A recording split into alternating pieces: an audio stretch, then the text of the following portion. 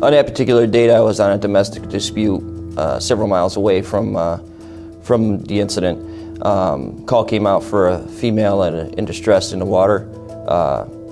I responded over from the domestic and arrived within a few minutes. It's a very big recreational area. Dorchester Park is right there. There are several trails that go in and around the Whitney Point Reservoir. The incident that this took place on the body of water itself is actually a restricted area for swimming. When I got out of the vehicle, I noticed two civilians standing on the shore of the lake. I couldn't understand them. What I did get out of them is that the person was still in the water. I ran down, not knowing what the person's condition was, and that's when they notified me that she was inside the dam.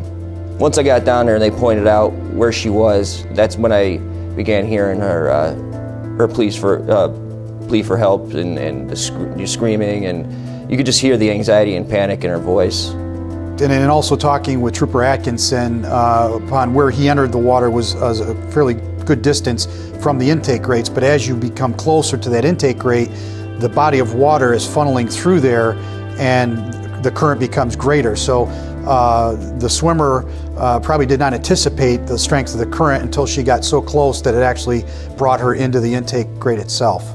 She was saying, help me, get me a rope, get me out of here.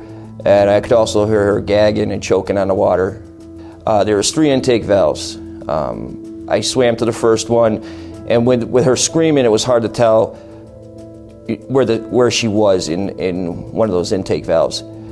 As I swam to each intake valve, I would lift myself up enough to look in and see if she was there. It was when I reached the middle intake tunnel is when I felt a lot of water pressure. It sucked my feet and my legs right out from under me.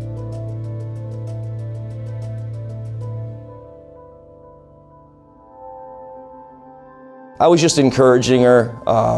I didn't want her to slip under the water thinking and giving up. Hopefully that knowing someone was there and we were close would have kept her fighting. We throw her a rope. Me and Trooper Grotto pulled her to the concrete ledge. We lifted her up onto the ledge. Once we got up on the concrete ledge, I could see why she was so panicked, because the walls were very smooth and there was nothing to grab on, and she was just kind of just clawing at the walls in there.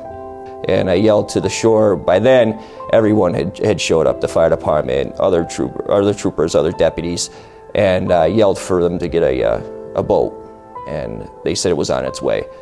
And shortly thereafter, maybe 10 to 15 minutes, the boat did arrive and took us all to shore.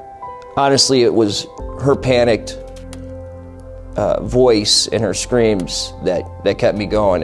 You didn't really think about it at the time. You just really wanted to get to her. This goes above and beyond the call of duty from what would be expected of one of our members. He clearly saw that there was a life in danger, and he chose to put his own life in danger in order to save that individual.